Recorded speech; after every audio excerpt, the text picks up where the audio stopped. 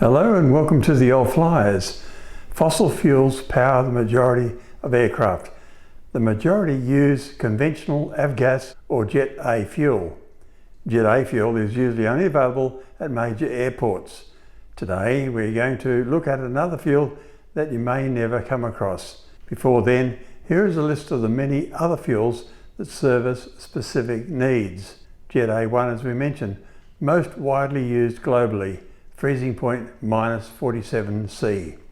Jet B, or wide cut fuel, used in very cold climates, more flammable, used in some military aircraft. TS1, Russian equivalent of Jet A, with a lower freeze point. JP4, a military jet fuel, a mix of gasoline and kerosene, mostly phased out.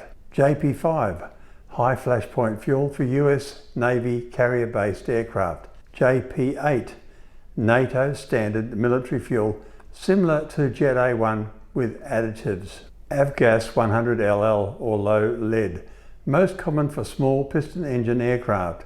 Avgas 100, higher lead content, not used today. Avgas 8087, older, lower octane fuel, mostly obsolete. UL 91/94, unleaded alternatives, e.g. G100UL by Swift Fuels. Biofuels, synthetic, paraffinic, kerosene, hydroprocessed esters and fatty acids made from plant oils or animal fats. Fischer-Tropsch fuel, derived from biomass, coal or natural gas. Fischer-Tropsch process is one evolving solution to the growing energy, chemical and sustainability demands at present. Originating from the 1920s, it gained prominence during World War II for fuel synthesis in the absence of conventional oil sources. Subsequently, it became integral in South Africa due to oil embargoes, and in recent decades, with the resurgence of interest in synthetic fuels, Fischer-Tropsch has become a focal point for sustainably diversifying hydrocarbon production beyond traditional oil and gas. Alcohol to jet, made from ethanol or isobutyl.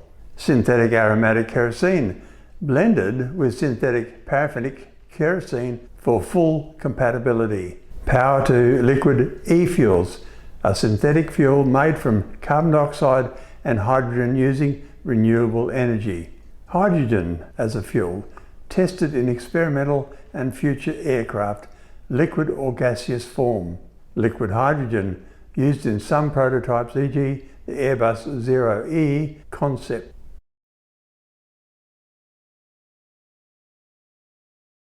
Methane, LNG, considered for some large aircraft but not widely adopted.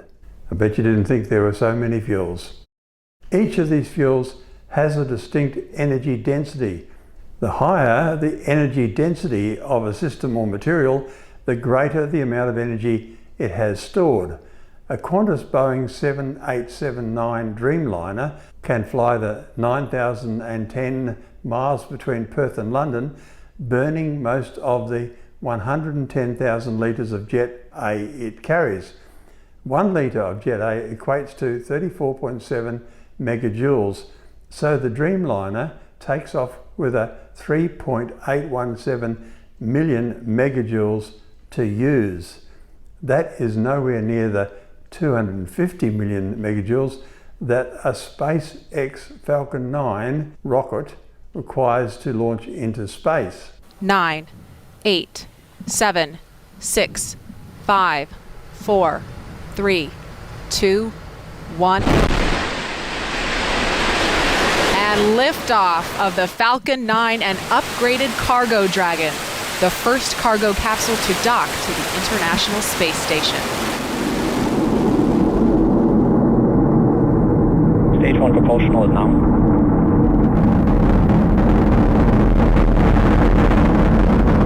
Chemists have researched how to get the most energy from the least amount by weight of fuel using chemical reactions. Welcome to the world of hypergolic fuels. Hypergolic fuels are propellants that ignite spontaneously upon contact with an oxidizer without requiring an external ignition source. This makes them ideal for rocket engines. Cryogenic fuels like liquid hydrogen and liquid oxygen require an ignition system. Liquid oxygen and liquid hydrogen fill and drain valves are closed. Solid rocket booster flight data recorders are activated. And the handoff to Atlantis' onboard computers. Atlantis now in control of the countdown.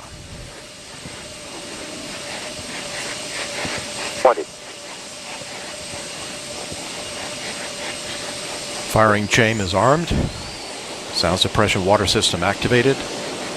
T-minus 10, 9, 8, 7, 6, 5, 3, 2, 1, 0, and liftoff of Space Shuttle Atlantis on a mission to build, resupply, and to do research on the International Space Station. Houston now controlling. Atlantis begins its penultimate journey to shore up the International Space Station. Atlantis almost 2 miles in altitude, almost 6 miles downrange from the Kennedy Space Center already, traveling 500 miles an hour. Hypergolic fuels ignite without a delay, which is critical for orbital maneuvers and abort systems. The reagents can be stored as liquids at room temperature. The fuels function in the vacuum of deep space missions and in extreme temperatures. The downside is that hypergolic reagents are highly toxic, hazardous, and carcinogenic. Some are corrosive and can damage storage systems like the oxidizer N2O2. These are what are called hypergolic mixtures, and they're ones which can really give you tremendous bang for your buck. We're going to start with our oxidizer. Nitrogen dioxide is a very, very volatile liquid. It boils at about 21 degrees Celsius. So I've got it on ice here, and we're going to condense it into this test tube. And down at the bottom, you can actually see some drops of NO2 coming out of that little pipette tip. And that colorless liquid is actually nitrogen tetroxide linked to another one, so we call it dinitrogen tetroxide. Now we come to the part where we're actually going to put in the fuel. Dimethylhydrazine, which is actually one of the key components of a mixture called Aerozine 50, which NASA have used for a very long time to power some of their rockets. And I've got it in this very long pipette. Now that silly pipette is there for a reason. I don't want my hands anywhere near this thing. You can really see there is this very fast reaction which generates loads of nitrogen and also ethane. These materials are dangerous and handling them requires strict safety protocols. In 1980, a wrench dropped inside a Titan II missile silo near Damascus, Arkansas, triggered an explosion that resulted in a nuclear warhead being ejected from the silo, and the 740-ton door lifted 600 feet away. The wrench had pierced the fuel tank, causing a leak and subsequent explosion when the fuel mixed with the oxidizer. The explosion ejected the 8,000-pound nuclear warhead several hundred feet away, but it did not detonate due to safety mechanisms. That was clever, wasn't it? Complex 374-7 had already been the site of one significant accident in January 1978 when an oxidizer tank sent a cloud of toxic fumes drifting across US Highway 65. Common hypergolic fuels include hydrazine, monomethylhydrazine, and oxidizers such as nitrogen tetroxide and nitric acid. Future research aims to replace them with safer alternatives. Thank you for watching. Like and subscribe to be helpful to the channel.